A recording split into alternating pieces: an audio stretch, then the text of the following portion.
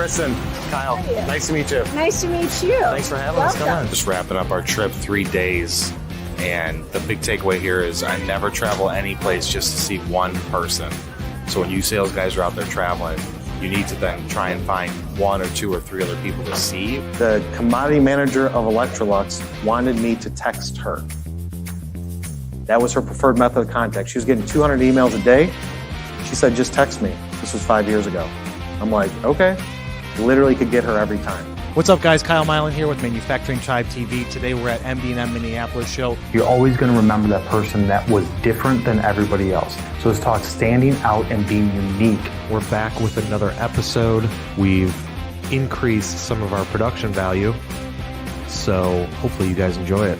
Brett's got a question. How segmented do you make the emails every 2 to 4 weeks? Are you sending to the broad group of contacts or do you customize? I think that you could do it both ways, but I think in general, everybody needs to see your content. Everybody needs to see something that you're creating and something that you can provide value to. You can tell a story a whole lot faster in a 3-minute video than you can in a 14-page article or 10 2-page articles. Everything's about brand awareness and content right now, and it will continue to be that. So focus on producing some sort of content, and if you're selling B2B, which I'm assuming most people here are, focus on LinkedIn. Number one, we do not charge for this stuff. I put all of my content out there for free. Send it to somebody that you feel may get some value out of it, and also engage. If you guys have any questions, feel free to leave them in the comments. We'll get to all of the comments after the break. Those comments mean the world to us because it shows that you guys care. So don't just sit there and watch, but please engage and hit those thumbs on LinkedIn.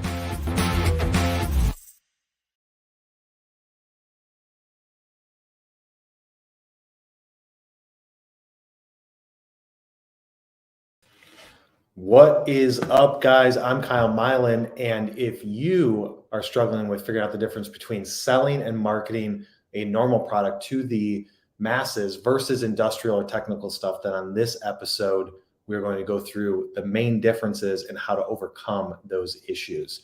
We're jumping right in. I know the production team, the creative team's like loving that, but quick housekeeping rules. The reason why I do those intros is for the YouTube videos, the final YouTube videos. People don't understand the background, how we edit it, and how we cut up this content unless you follow the channel closely. So there's things that we do that you're like, why is he doing that? And it's for the video. So we just get one take, fell swoop all the way through. So for those of us those of you joining on YouTube or LinkedIn, leave a comment. Let me know you're here. We see you here in the numbers, but you gotta leave a comment and let us know, hey, I'm here. And so now we got these fancy things right below me that Nick just threw up there. And we got these graphics. So we're always improving. And that's what you have to do. You can't just keep everything the same. You have to keep improving, keep adding to your skills, keep learning, testing new things. And we're going to talk a little bit about that on the show. So for those of you that are newcomers, whether you're watching this on the playback or you're listening to this on the podcast, which I feel like I always forget about the people that are listening to the podcast. We got I want to say in the last 6 months, 7 months that we've been doing, taking the content and moving over to a podcast, we probably got about 5,000 downloads of it, which is pretty good, I think. Maybe it sucks, but I think it's decent. Always forget about those people that are listening to this while they're doing other things that don't want to watch a video. We got you. Shout out to the podcast listeners.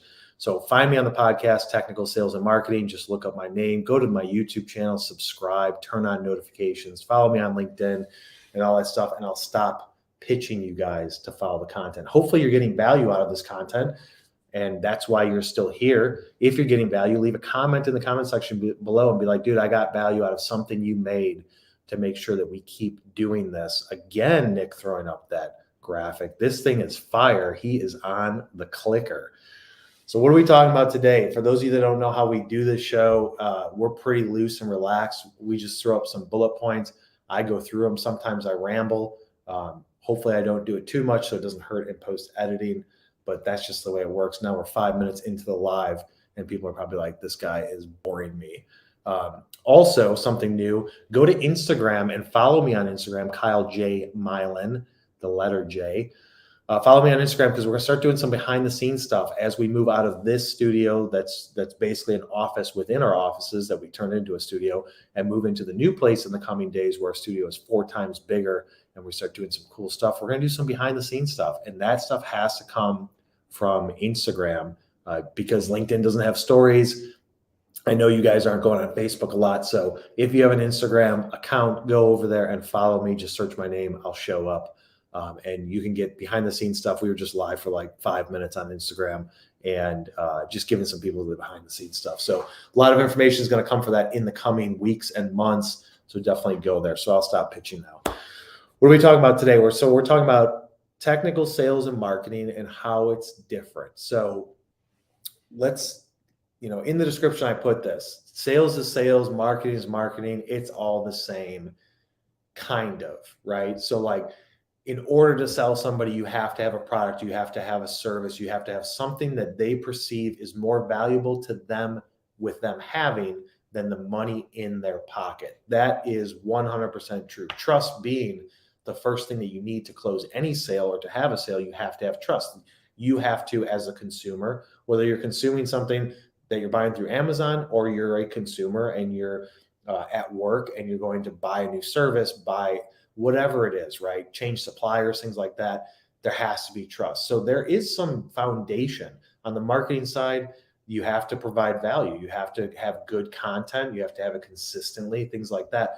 Those are the same. But where people mistake is that they follow people or read books and they say, okay, what this person is saying in this book, what this person is saying in their content, this video that I watched, I'm going to apply those exact principles to my business.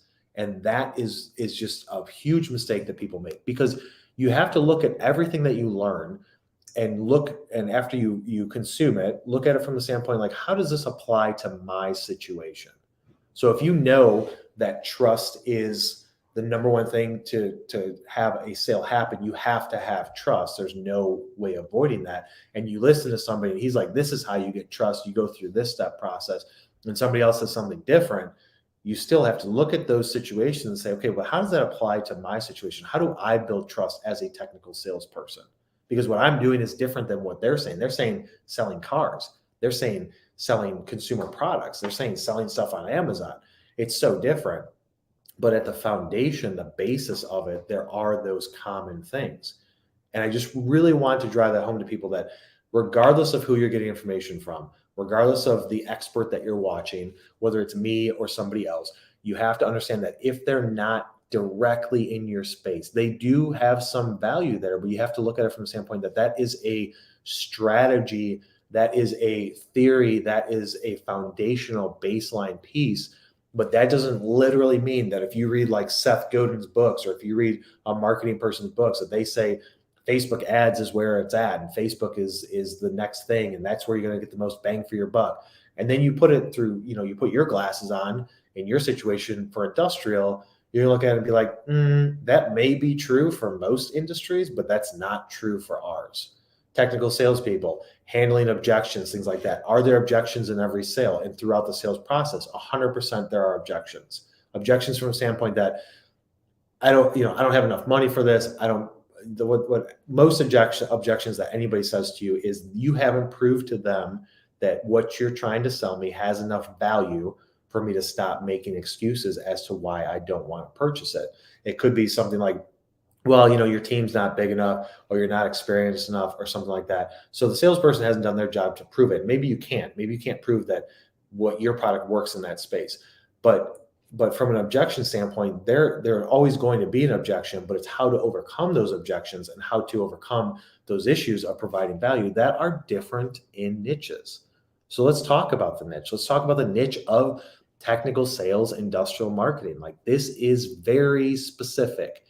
Like, you could get more niche down if you say in technical sales, in SaaS, in this type of product range and stuff like that. But for the most part, there's not a lot of people out here that are talking about technical sales, industrial marketing, manufacturing marketing, things like that have experience in this niche. This is exactly why we create content, because there is nobody that's doing it on a consistent basis. So we saw a need, right? That's the number one thing of marketing and sales is there's a problem. I have a solution for that problem, and I'm going to get attention and maybe get money from it by solving that problem, right? So there's a problem in this space is that there's not people in technical sales or industrial marketing that are producing enough content to provide value. And that's where like it's different. It's different from the standpoint that like engineers want to be talked to and marketed to a certain way. Commodity managers and people in purchasing want to be talked to and marketed to a certain way. It's not the same as trying to convince somebody to buy a new set of tools. It's not the same as convincing somebody to upgrade their home security system. It's just not the same. The same things don't work. The foundation does work, right? So from a marketing standpoint, the foundation of right now in 2022, you have to create content. There's no thing around that. You have to either create written content or video content. That is the only way to stand out. The more that you do it, the more brand awareness you're going to get, the more attention you're going to get. Money follows attention. It's a very simple process, but it's what kind. Then you get into the weeds of it. You know that you have to create content, but what kind of content? That's where you can turn to an agency like MFG Tribe, and we handle all that for you because this is all that we do is industrial marketing. Or you can try and figure it out yourself and then just tell people what you want it to look like.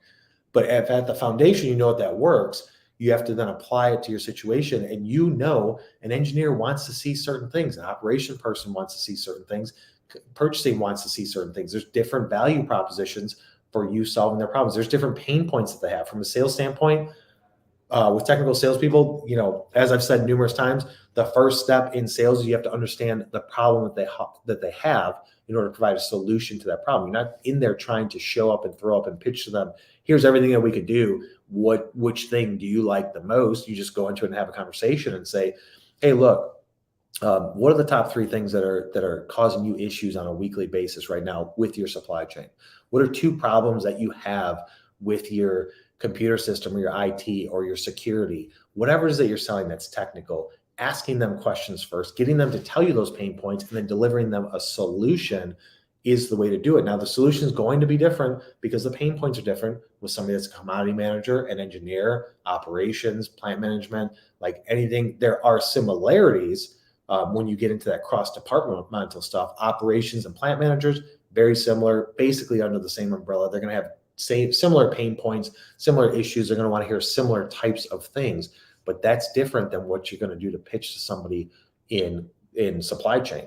Right? Supply chain cares about different things. They have different pain points. They want to hear certain things coming out of your mouth, whether it's from marketing or sales. They want to see something different. So you have to understand, knowing that they want to see something different, you have to market to that. Now you could say like the whole, oh, that's just, you know, persona marketing, right? I'm going to create a persona and it's Sally, the supply chain specialist, and Sally, the supply chain specialist cares about this, and that. Yeah, that's a great process to go through to identify those personas and say, this is how we're going to market to her different.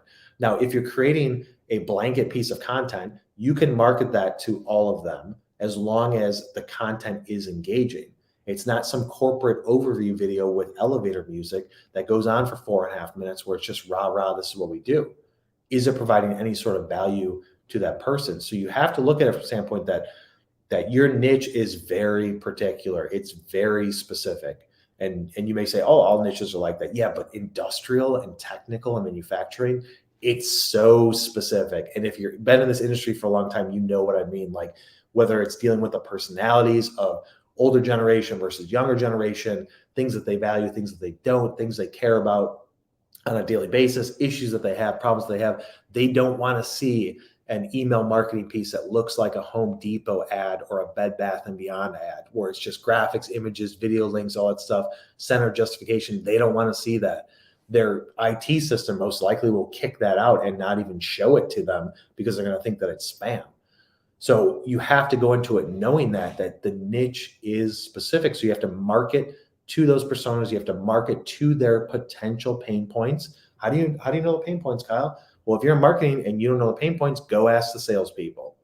Like this division between sales and marketing that's been going on forever in industrial is ridiculous. Just go ask the salespeople, hey, Joe, what's 3 conversations you had this week with a potential customer and what did they say their pain points were? Okay, cool. I'm going to jot that down. Go ask somebody else. Next week, ask the same thing. Track it on a spreadsheet. So then see what are the pain points and how am I going to market to these pain points? You don't want to just take one person's word, because he may have had the exception to that, not the rule. He may have had one person that's like, all I really care about is this, and this is my pain point. Don't create a whole campaign and a whole marketing piece around that until you have some validity behind it, to where people are, yes, that's me too, basically. But you have to go and have those conversations, understand how to market to them. And that's really where the steps to take are. You have to first understand that your industry is different, right? The way that they want to be talked to, the issues that they have, they are different when you get into the specifics. At the core, they have a problem. They're looking for somebody to solve it. If you have that solution and they find value in it, they will give you money for you to provide them with that solution. If you're good at servicing the customers, they will increase your money. If you're good at servicing the customers and continue to provide value, not just in the beginning, but continue to provide value, then they will continue to spend money with you, and they won't change the solution to their problem at any point in time, right? That's the basics. So you have to start with that these are the steps you have to take. You're solving a problem. Now, how are you going to market? You have to focus on the areas that work for this industry. You have to put yourself in their shoes. As a supply chain person, what are they dealing with? They're dealing with a ton of emails. Guess what? Your emails aren't going to go through and get to the top of their inbox, right? Operations people or plant managers that are always on the floor, are they checking their phones a lot? They're not, because they're usually dealing with fires in the plant, not literal fires, but you know what I mean, right? So like, they're dealing with issues. So how are you going to get a hold of them?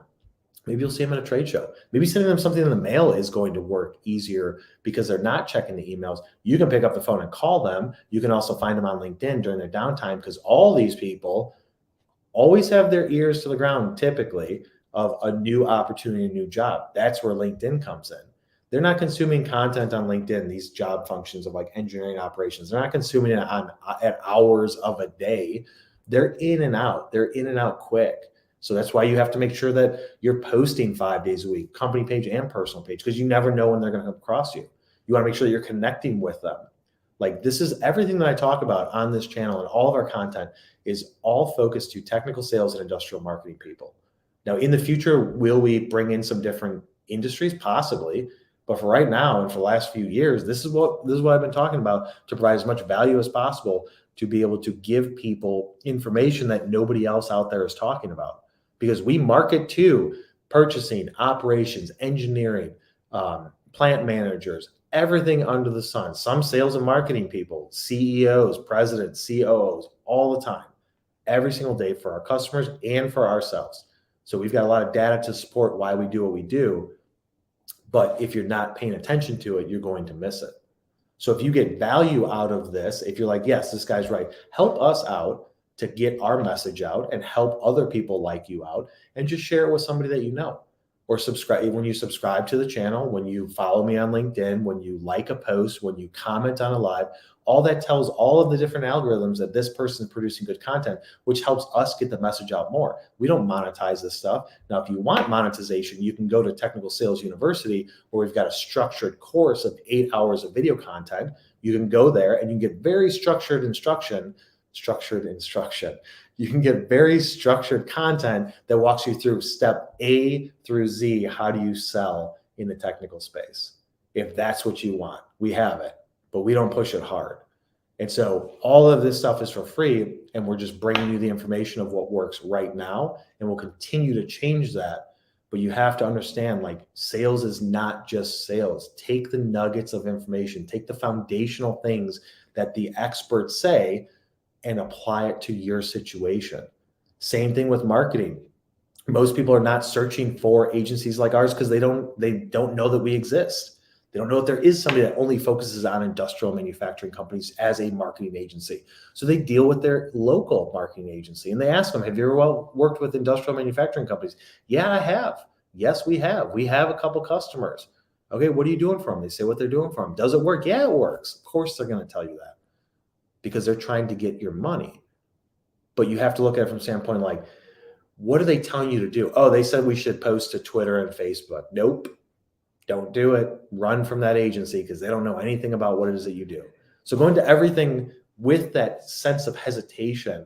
Look for that piece of information. Look for that little nugget of knowledge that you're going to learn, and then take it back home in your brain and apply it to your specific situation, and try and make moves and changes and domination from there. So we'll be right back to go through the comments after this quick 90-second commercial break.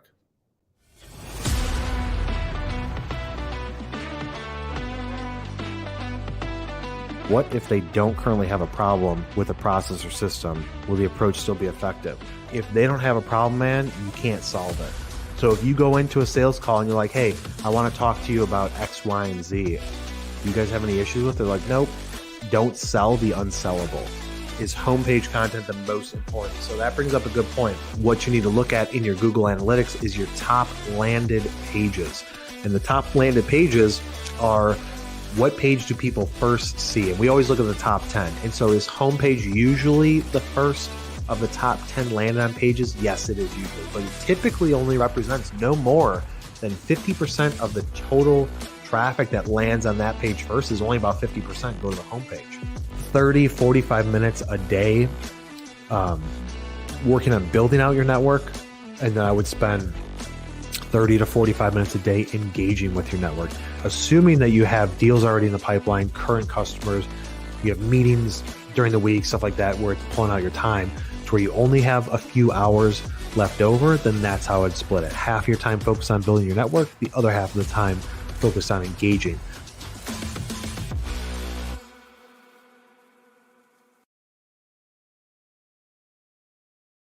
What's up? We're back. 90 seconds. That was probably less than 90 seconds. We're jumping this in quick. Let's go to the comments.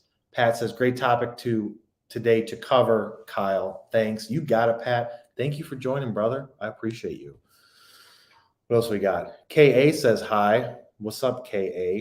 Is this recorded? Yes, this is recorded. It's recorded on YouTube. It's recorded on LinkedIn, and it shows up on my channel on YouTube. Just go to my videos and click on the ones that are live, and then you'll see this in a week or two actually get posted, cleaned up in a fancier way. David Evans says, thanks for this. No, Dave, thank you for commenting and joining the live. I appreciate it.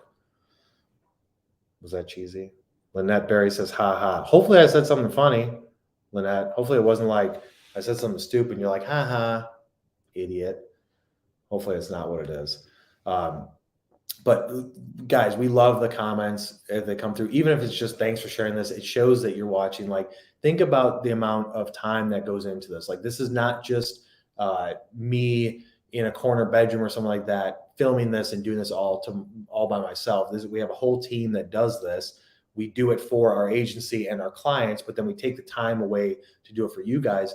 And if there's a point that we reach where it's like people aren't commenting, people aren't coming, people aren't liking it, then we'll just stop doing it because it's not providing value, or hopefully we'll change before then. But something new that I started talking about in the beginning of the show, if you're on Instagram, go to Instagram and follow me. Just search my name. There should only be one of me out there. Just look for the picture. It's the same picture that we have. I did say something funny. Good. Sometimes I'm funny on that. Thank you for sharing that. We're going to use that possibly and blow it up all over LinkedIn because you thought that I was funny, because most people think I'm way too serious. But go to Instagram. If you got Instagram, look for me, type in my name, same picture that's on LinkedIn, and follow me, because we're going to be doing stuff with stories. We're going to be doing stuff with behind the scenes live. We don't go live on Instagram like we do here. It's going to be old school, showing you guys from my phone on a tripod stand, going through different parts of the office. We're just going to jump on live one day, and hopefully you guys can follow along. I missed most due to a customer call. I will watch when you repost. Good. That means good. You're doing a customer call, and hopefully you close that deal. Love the content. Keep it up. You got it, Nathan, man. Nathan's always here. Nathan is consistent and persistent. So if Nathan ever reaches out to me and messaged me and is like, dude, can I get like 20 seconds of advice from you in this situation? Guess what? I'm going to give it to him for free. I'm going to give it to him quickly, hopefully, unless Nathan's already messaged me. That would make me look really stupid. But we see you guys, right? We see you guys in the comment section. When somebody pops up, we're like, we love this guy, or we love this girl. They're always there. They're always asking questions. They're always looking to learn. Like, you always have to be looking to learn more information. Nobody knows everything. Read books, consume content, watch videos, listen to podcasts, all that stuff. I do that stuff on a daily basis because I don't know really, in the grand scheme of things, anything, if you think about it. So you have to constantly be evolving and consuming content to learn. And that's where like just like this topic for today, if the baseline and the main strategy is you have to consume content, you have to always be learning, but you take that and you're like, yeah, but what I'm going to learn is all this BS. It's just a distraction. Then you're not following, you're not applying that strategy correctly. Pat says, what to do if, let's say we have 6,000 LinkedIn followers from industry and they are decision makers. When you keep posting content and adding value regularly, only some connect with you, not many. Is that a good strategy to personally connect with them for our service? Because I think some cases they won't come to us. Yes, you need to keep going. This is a long-term play. Look at it from this standpoint, Pat. All right, I'll put it in perspective. I have almost 18,000 followers on LinkedIn. Okay. I'd say 85-90% of my followers on LinkedIn and connections are in the industrial tech industry. They're in sales, marketing, whatever, right? So they are in my demographic. I go live on LinkedIn and I get 22 people. Does that mean that my stuff isn't good? Does that mean that they're not going to get some value out of me eventually? Or does that mean they're not going to see it? Does that mean that I only have 20 people that actually care? No, that means right now at this point in time on the platform, that's how many people are like, you know what? I've got time. I'm willing to give Kyle my time because I think that he provides value. So I'm going to watch this. That's what it's all about. You cannot give up. If you have 6,000 followers, you have to keep pushing and providing value. Eventually it will click. Eventually you'll get to a point where you get enough attention. Eventually the LinkedIn algorithm will say, you've been posting this regularly, man. I mean, this is how I think in my head, right?